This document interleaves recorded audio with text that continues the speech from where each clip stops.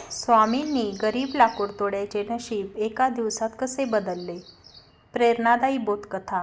नमस्कार स्वामी भक्तांनो, आज मी तुम्हाला अशी कथा सांगणार आहे जी ऐकल्यावर तुमचा स्वतःवरचा विश्वास आणखी दृढ होईल.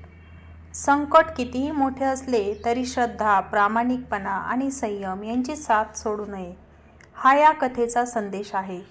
एका छोट्याशा गावात गणू नावाचा गरीब लाकूडतोड्या राहत होता.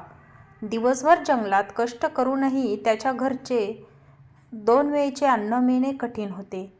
तरी तो रोज सकाळी देवाला नमस्कार करून म्हणायचा, देवा, आजचा दिवस चांगला जावो. एके दिवशी जंगलात त्याला एक वृद्ध साधू भेटले. साधूंनी पाणी मागितले.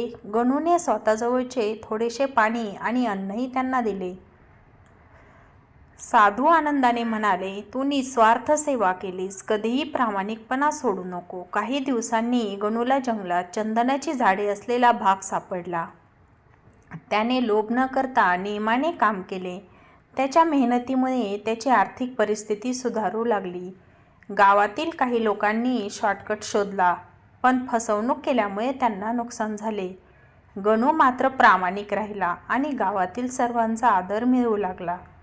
तेव्हा त्याला त्या साधूचे शब्द आठवले, खरा आशीर्वाद म्हणजे मेहनत, संयम आणि श्रद्धा. कथेचा बोध. जीवनात संकटे येतात, पण श्रद्धा, प्रामाणिकपणा आणि सततचे प्रयत्न कधीही वाया जात नाहीत.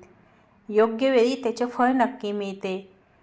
तर स्वामी भक्तांनो, जर ही कथा आवडली असेल तर व्हिडिओला लाईक करा, आपल्या स्वामी भक्त मित्रांसोबत शेअर करा आणि श्री स्वामी समर्थ स्वामी विचार चॅनलला सबस्क्राईब करायला विसरू नका.